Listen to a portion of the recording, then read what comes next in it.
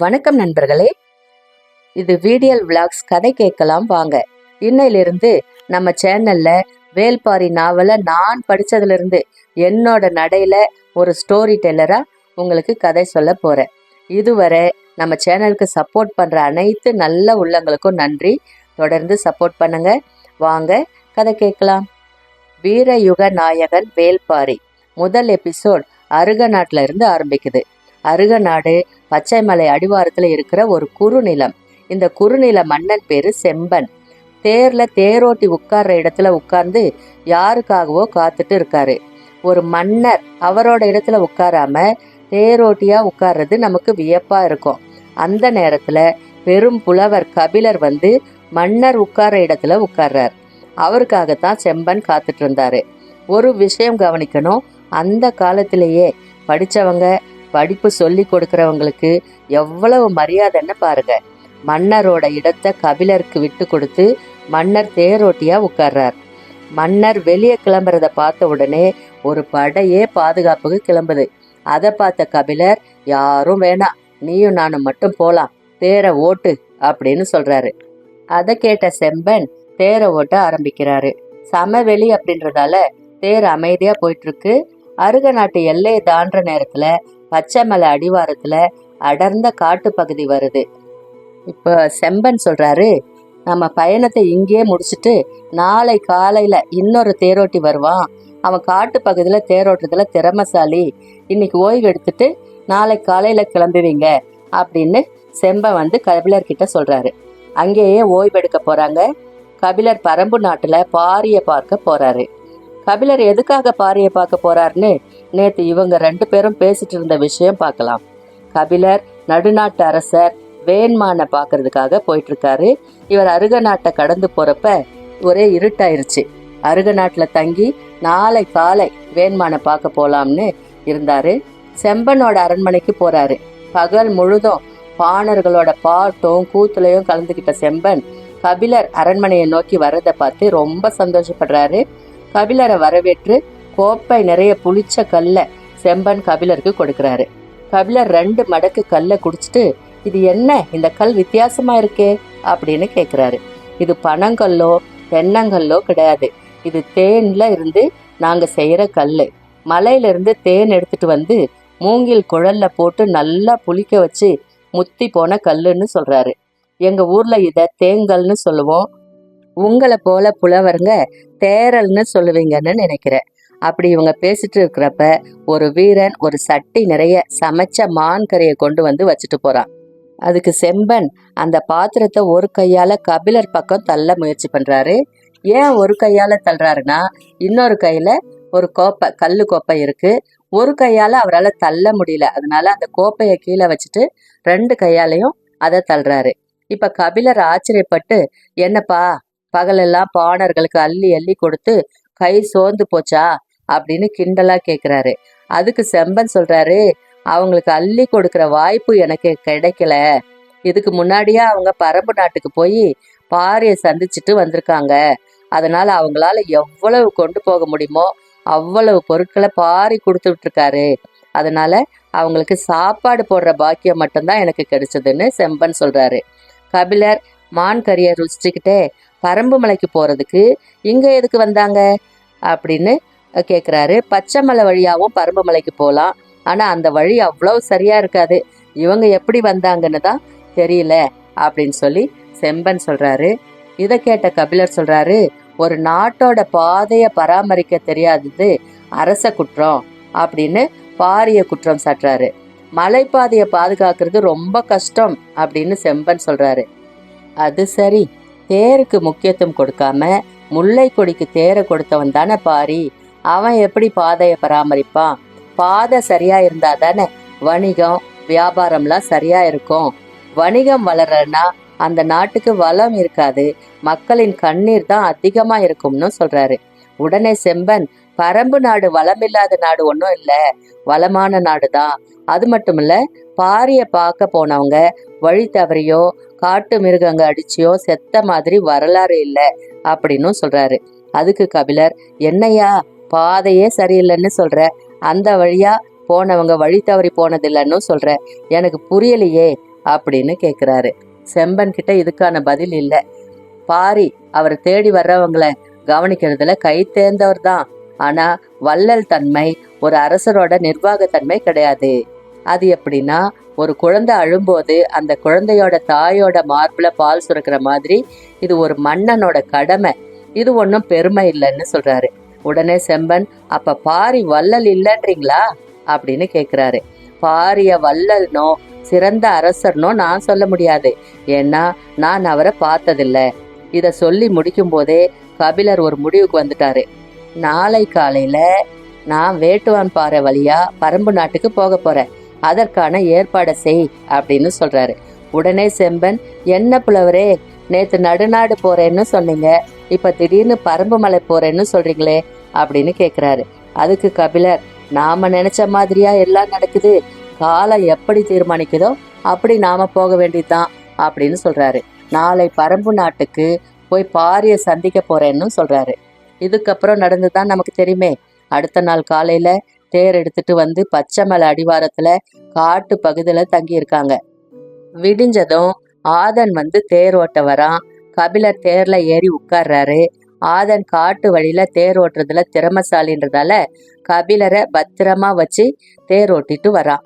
ஒரு 4 நாழிகை பயணத்துக்கு பின்னால ஒரு மலை அடிவாரத்துல தேரை நிறுத்திட்டு, அதோ பாருங்க, அதுதான் வேட்டுவன் பாறை, அந்த வழியா ஏறி போனா பரம்பு நாட்டுக்கு போலாம் அப்படின்னு ஆதன் கபிலருக்கு வழி சொல்றான். கபிலர் ஆதனுக்கு ஒரு நன்றி சொல்லிட்டு நடக்க ஆரம்பிக்கிறாரு. ஆதன் தேர்ல உட்கார்ந்துக்கிட்டே கபிலர் நடந்து போறத பாக்குறான். கபிலர் ஒரு வற்றி போன காட்டாற்ற கடந்து வேட்டுவன் பாறையில பாதி போற வர பார்த்துட்டே இருக்கான். இந்த பாதை எப்படி இருக்கும்னு தெரியாது, எவ்வளவு தூரம்னு கூட தெரியாது.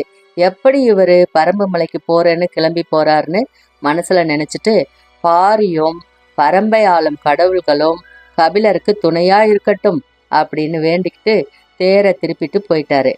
கபிலர் வேட்டுவன் பாறையில நடந்து போறாரு. பாறை வழி ஒன்றும் அவ்வளவு சிறப்பா இல்ல.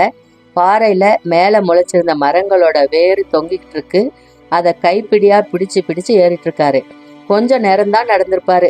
அதுக்குள்ள மூச்சு வாங்கி வேத்து கொட்டி கபிலர் ரொம்ப சோர்ந்து போயிட்டாரு. அந்த இடத்திலேயே நின்று அவர் நடந்து வந்த பாதையை திரும்பி பார்க்கறாரு.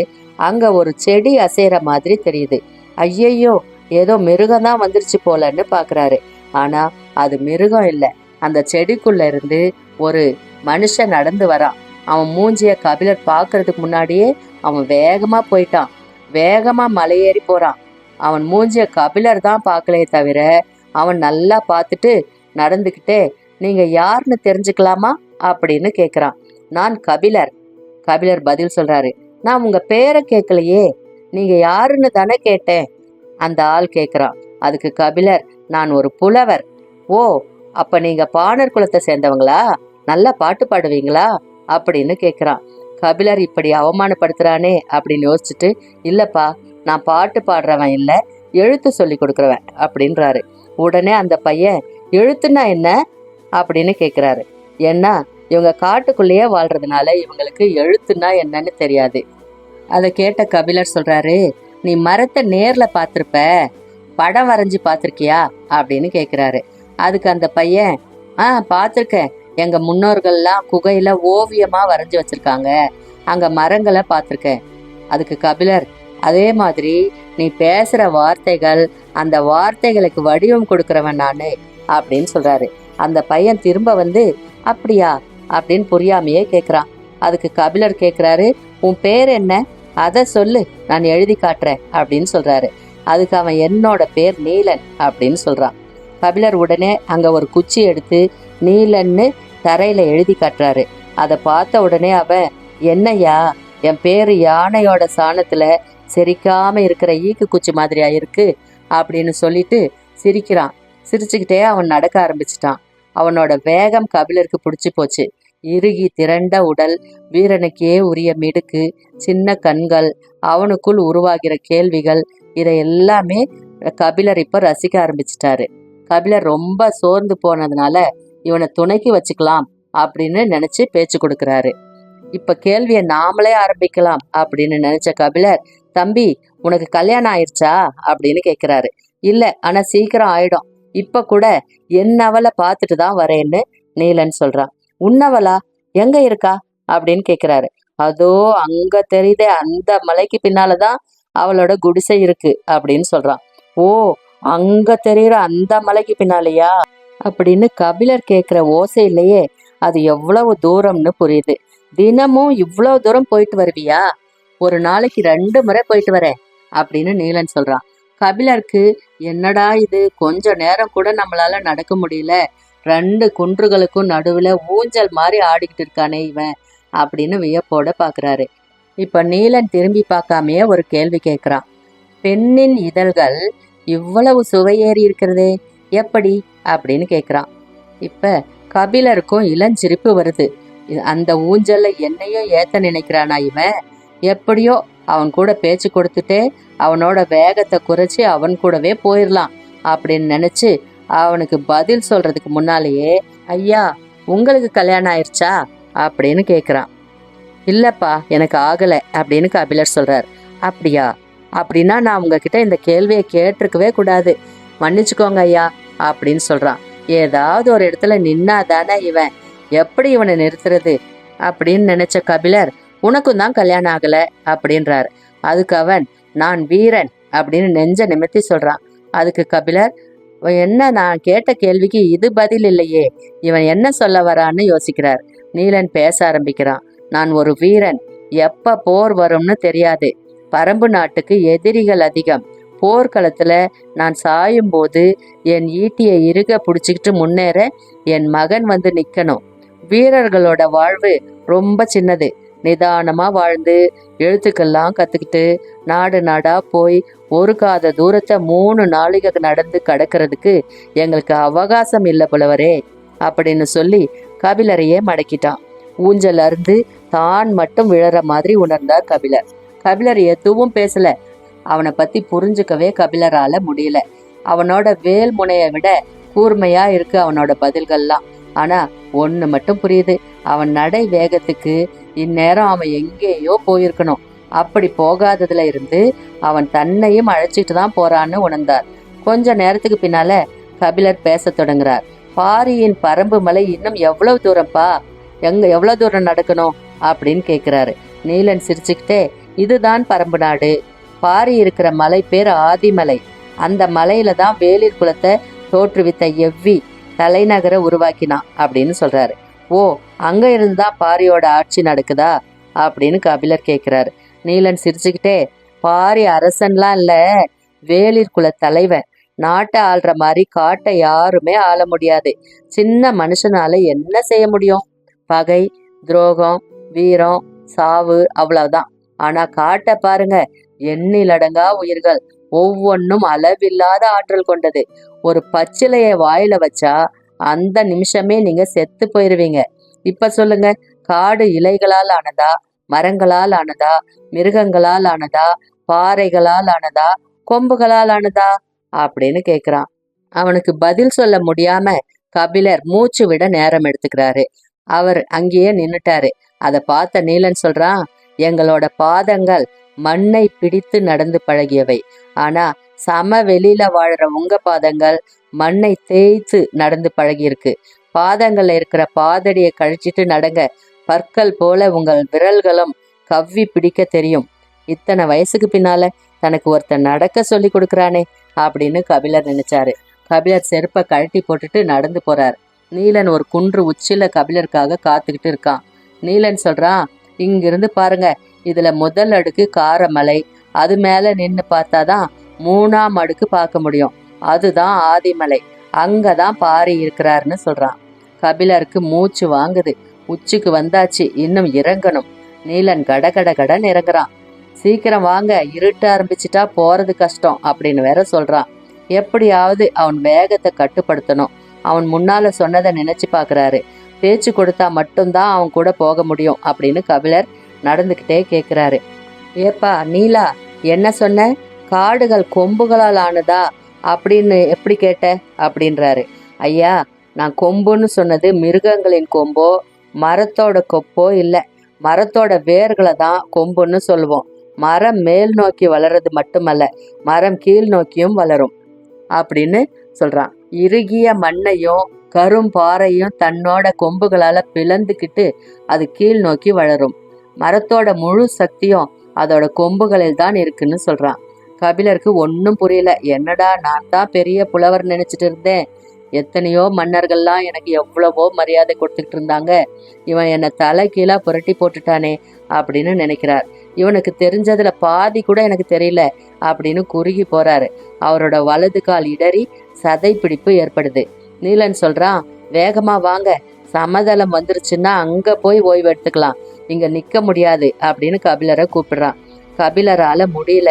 ஏப்பா, நான் கொஞ்ச நேரம் உட்கார்ந்துக்கவா அப்படின்னு கெஞ்சி கேட்கிறாரு. இங்க உட்கார முடியாது, அந்த பனைமரத்து அடியில உட்காரலாம் வாங்க அப்படின்னு நீலன் கூப்பிடுறான். கபிலர் அங்கேயே உட்கார்ந்துடுறாரு. நீலன் வேகமா மேல வந்து அவரோட பாதங்களை உள்ளங்கையால பிடிச்சு தசைகளை பிடிச்சு விடுறான். பிறகு நடக்கலாமா அப்படின்னு கேட்குறான். இவன் கூட பேச்சு கொடுத்தாதான் இன்னும் கொஞ்ச நேரம் உட்காரலாம் அப்படின்னு நினைச்சு கபிலர் பக்கத்துல இருந்த வேப்பம்பூவை கையில எடுத்து, வேப்பம்பூ யாருக்கு உரியது தெரியுமா அப்படின்னு கேட்குறாரு. சிற்றெரும்புக்கு உரியது அப்படின்னு பதில் சொல்றான். அது இல்லப்பா, வேப்பம்பூ மாலை பாண்டிய மன்னனுக்கு உரியது அப்படின்னு கபிலர் சொல்றாரு. சரி சரி, அப்படியே நடக்க தொடங்குங்க, நான் கூட வரேன் அப்படின்னு சொல்றான். முன்னால நடந்துக்கிட்டே நீலன், வயல் நண்டை பார்த்துருக்கிறீங்களா அப்படின்னு கேட்டான். என்ன சம்பந்தம் இல்லாம கேட்குறானே அப்படின்னு நினைச்சிட்டு பார்த்துருக்கேன் அப்படின்னு சொல்றாரு. வயல் நண்டோட கண்ணை பார்த்துருக்கீங்களா? வேப்பம்பூ போலதான் இருக்கும். உங்க பாண்டியன் வயல் நண்டை மாலையா போட்டுக்குவானா அப்படின்னு கேட்டு சிரிக்கிறான். கபிலர் ஆடி போயிட்டாரு. ஒரு பெரிய வேந்தனை சாதாரண வீரன் இப்படி தாழ்த்தி பேசுறானே, இத நாம கேட்டுக்கிட்டு இருக்கிறது சரியில்லைன்னு தோணுது. அதுக்குள்ள அவருக்குள்ள இருக்கிற கவிஞர் வெளியே வந்துட்டாரு. என்ன அழகான ஒரு உவமை! சரி, காதல் வயப்பட்டவன் ஓமை சொல்ல மாட்டானா அப்படின்லாம் எண்ணங்கள் ஓடிட்டு இருக்கு. கபிலர் கேட்கிறாரு, வயல் நண்டின் கண் தான் அப்படி இருக்குமா? கடல் நண்டின் கண்கள் அப்படி இருக்காதா? எனக்கு தெரியாது, நான் கடல் பார்த்ததில்லை. ஆனா நீரும் நிலமும் மாறுபட்டா வடிவம் கூட மாறத்தான் செய்யும் அப்படின்னு சொல்றான். என்ன, நீ கடலை பார்த்ததே இல்லையா? மனுஷனா பிறந்தா ஒரு முறையாவது கடலை பார்க்கணும்ப்பா அப்படின்னு கபிலர் சொல்றாரு. ஏன் நீலன் கேட்கிறான். கடல் எவ்வளவு விரிந்து பறந்தது தெரியுமா? அளவற்றது அப்படின்னு கபிலர் சொல்றாரு. முன்னால போயிட்டு இருந்த நீலன் நின்று திரும்பி கபிலரை நேரா பார்த்து கேட்கிறான், எங்கள் பாரியின் கருணையை விடவா? கபிலருக்கு பதில் சொல்லவே முடியல. மனசுக்குள்ள சுருங்கி போயிடுறாரு. பாரி வருவான். நண்பர்களே, நான் புது விதமா கதை சொல்ற விதம் உங்களுக்கு பிடிச்சிருந்தா நம்ம சேனலுக்கு சப்போர்ட் பண்ணுங்க. உங்களோட எண்ணங்களை கமெண்ட்ஸ்ல சொல்லுங்க. மீண்டும் அடுத்த வீடியோல பாரியோட கதை கேட்கலாம்.